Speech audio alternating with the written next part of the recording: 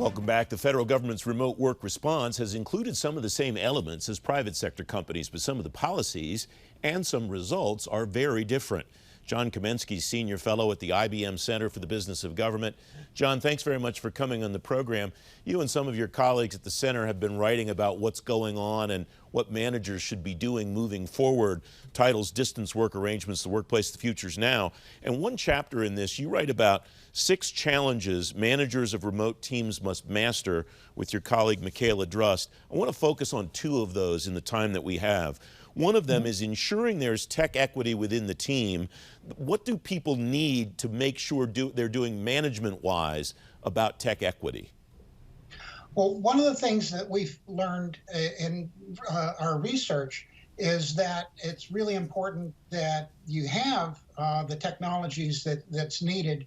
And in government, the transition as a result of the pandemic largely focused on providing the kind of technology at home, whether it was the laptops, the connectivity, the ability to access resources back in the office electronically, et cetera, and the security, be able to do remote work. And so that was the emphasis within government. But if you look at what was happening in the private sector at the same time, the private sector oftentimes had those kinds of technologies in place. And so their emphasis instead was placing the focus on the people dynamics of being able to work a long distance relationship over a longer period of time. So it was work-life balance, it was teamwork, it was how do you work with clients, how do you wind up dealing with organizational culture. And to that point, you and Michaela write challenge 4 is learning to manage differently. That's fine as a bumper sticker. What does that mean in actual execution, John? Well, what it really comes down to is that it is a different dynamic, that be able to find out what a manager is being able to find out what an employee is doing, is that oftentimes there's more connection from a distant work relationship than when in the office, because in the office it's oftentimes informal, you can just walk by, but you have to make a conscious decision when it's something that is involved in a distance work relationship. So what was really interesting, I thought, was the managers have to ensure parity for those employees that are working on site versus those working off site. You have to make a conscious effort. In the case of IBM, where we worked, we went from 40% of the employees that were working off site to 95% in a 3-week period.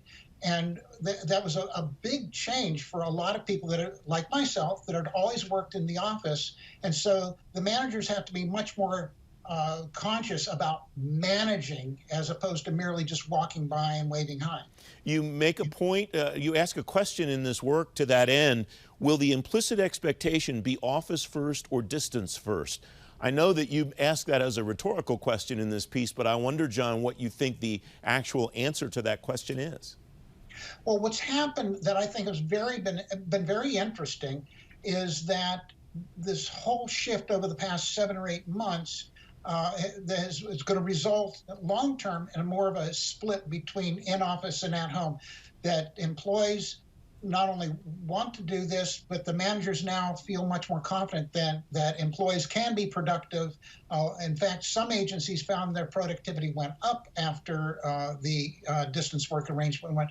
But it's a different way of managing, and this is, in a way, a move of 3 to 5 years ahead of where people thought we were going to be to a digital environment where it's going to be cloud, it's going to be conferencing and video conferencing, more use of collaborative tools, whether it's in the office or out. I think that the habits that have been developed over the past few months are going to stay with us. John, about 30 seconds left. You said earlier, you called this that managers should make a conscious effort to connect.